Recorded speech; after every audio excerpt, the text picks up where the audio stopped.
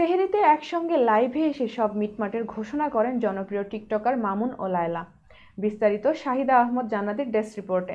বলছে আমাকে যে পরিমাণ মানে প্যারা দিছে বা মামলা মোকদ্দমার প্যাচে ফেলায় যে একটা কষ্ট দিছে, তারপর মিথ্যা কথা বলে একবারে মানিজ্যত একবারে ধ্বংস করে দিছে, সেটা এখন সেটা রবিবার সেহরির সময় লাইভে এসে মামুন ও লায়লা জানান তাদের মধ্যে সব ভুল বোঝাবুঝি শেষ হয়েছে, তারা নতুনভাবে সম্পর্ক শুরু করতে চান। লাইভে তারা বলেন, আমাদের মধ্যে সব ঠিক হয়ে গেছে, আমরা সব মিটমাট করে ফেলেছি। তারা আরও জানান তাদের ঝগড়া এতটাই বাজে পর্যায়ে পৌঁছেছিল যে তারা আইনি সহায়তা নিতে বাধ্য হয়েছিলেন, কিন্তু এখন তারা সকল মামলা মোকদ্দমার ঝামেলা শেষ করে আবার একসঙ্গে থাকতে চান। দুজনের সম্পর্ক গড়ে এসেছিল আলোচনায়। দেশজুড়ে ভাইরাল এই জুটির বিচ্ছেদ গড়ায় আদালত পর্যন্ত। প্রেম, ভালোবাসা, দ্বন্দ্ব, মামলার সব মিলিয়ে বিতর্কের পর বিতর্ক আর সমালোচনায় বিদ্ধ দুই নাম লায়লা ও মামুন। দুজনেই জনপ্রিয় টিকটকার। মামুন ও লায়লা একসময় সোশ্যাল মিডিয়ার আলোচিত জুটি ছিলেন। তাদের একসঙ্গে করা ভিডিও ও ছবি ভাইরাল হতো প্রায়। তরুণদের মধ্যে তাদের নিয়ে আগ্রহ ছিল প্রচুর। তাদের সম্পর্কের গভীরতা দেখে অনেকে ভাবতেন তারা হয়তো বিয়ের পিঁড়িতেও বসবেন, কিন্তু সময়ের সঙ্গে সম্পর্কের মোড় বদলে যায়। প্রেমের সম্পর্কই একসময় নেমে আসে তিক্ততা।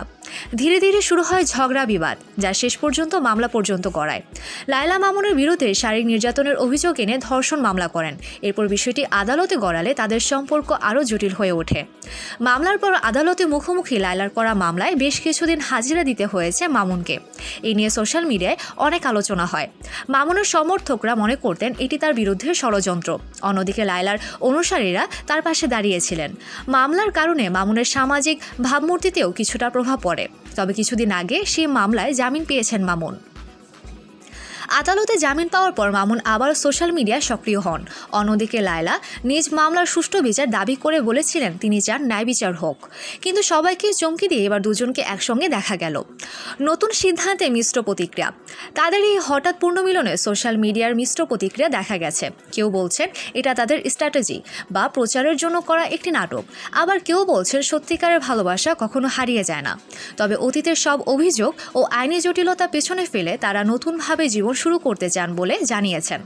এখন দেখার বিষয় তাদের এই সম্পর্ক কতদিন টিকে এবং ভবিষ্যতে আবার নতুন কোনো বিতর্কের জন্ম দেয় কিনা।